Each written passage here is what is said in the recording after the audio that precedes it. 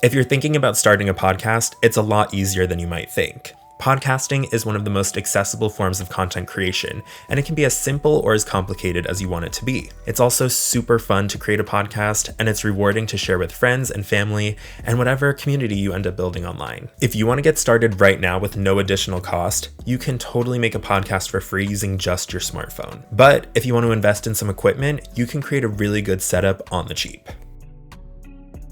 To get started, all you're going to need is the Voice Memos app on your phone. To keep things extra simple, you can record your podcast directly into the speaker. Or if you want to increase the audio quality a bit, you can use AirPods or any other headphones that have a microphone built in.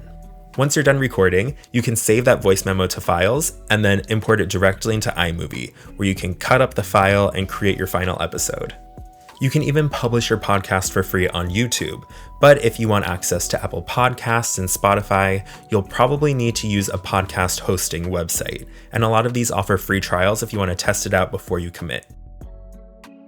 Now let's talk about some of the equipment upgrades you can make to improve your podcast setup. Let's start with audio. You can boost your audio quality by using a USB microphone that plugs directly into your computer or phone, like this Blue Yeti that I'm using right now. There's a wide variety of USB microphones available on Amazon, so you can find something that fits your budget. I used the Blue Yeti for my very first podcast episode to kind of mixed results. I think the audio quality was great and my voice sounded crisp and clear, but I had a guest on the podcast and it picked up a lot of their audio as well, which made it really difficult to edit and kind of created an echo effect. I was punched. Yeah. I was pushed. I would say assaulted. Were you poked in the eye? I was attacked. I was poked in the eyes. But it was really fun. If you're planning to record your podcast alone, I think this is a great option. But it can be a little bit pricey, and if you have a co-host or if you think you might have guests in the future, you might want to invest that money into a different system. After doing some research, I realized that dynamic microphones might be better for my use case, so I picked up this audio interface, the M-Track Duo, which can connect directly to my laptop and lets me plug in 2 dynamic microphones. The microphone I ended up purchasing is the UltraVoice XM8500 from Behringer. It was only $25 on Amazon, and I'm really impressed with the audio quality. Plus, if you use one of these windscreens that I also bought from Amazon, it helps reduce the poofs of air from P's and B's and those implosive letters when you're speaking. Your Audi enjoys buying gourmet cheeses from Trader Joe's and sharing them with friends and family. I forget how this works. Am I supposed to react? Does he react in this scene? You have reached your limit of questions. Oh, sorry. Please sit back and relax and enjoy the experience. Okay. Your experience is over. You'll also need some XLR cables to plug the microphone into your interface, and I also bought these on Amazon. It was a pack of 2 for $12. So altogether, this upgraded system cost me about $130, and it really gave me the audio quality I was looking for in my podcast. I do have one small complaint/complication with the audio interface. I find that the dials are extremely sensitive. It goes from 1 to 10, but in my experience, if you boost the dial all the way to 10, all the audio is peaking and blowing out. But if you turn it just a tiny bit, 9 3/4, then it's almost silent. So you have to do these tiny micro adjustments to get the audio you're looking for.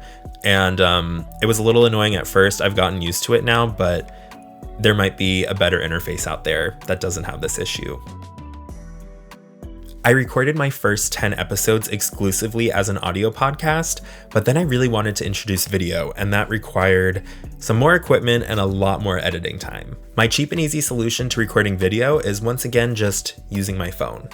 In a typical episode, my guest and I sit on opposite sides of the room, and we each just use our phones to record each other. Just make sure before you start recording that your phone is fully charged and has enough memory, because I've made that mistake before and I lost everything. I also picked up 2 of these selfie stick things. They are a tripod. They open up at the base and they're super extendable. So, whoa, they were $20 each on Amazon. I'm sure whatever you find on there will work great, but it does everything I need it to do. And finally, for my most recent episode, I experimented with upgrading the video quality a little bit. I was recording this episode alone, so I only needed one camera, and I broke out my DSLR that I usually use, which is what I'm recording right now.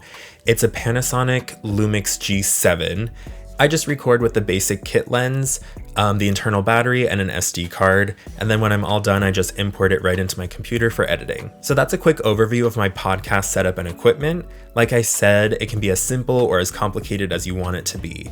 If you have any questions, please leave a comment below. I'd be happy to answer. I'm thinking about making a part 2 where I talk about the editing and publishing process, and maybe even a part 3 where I talk about scripting, producing, and the creative side of making the podcast. So if those topics sound interesting, please let me know. And don't forget to like, subscribe, and listen to the Hoot and Holler podcast.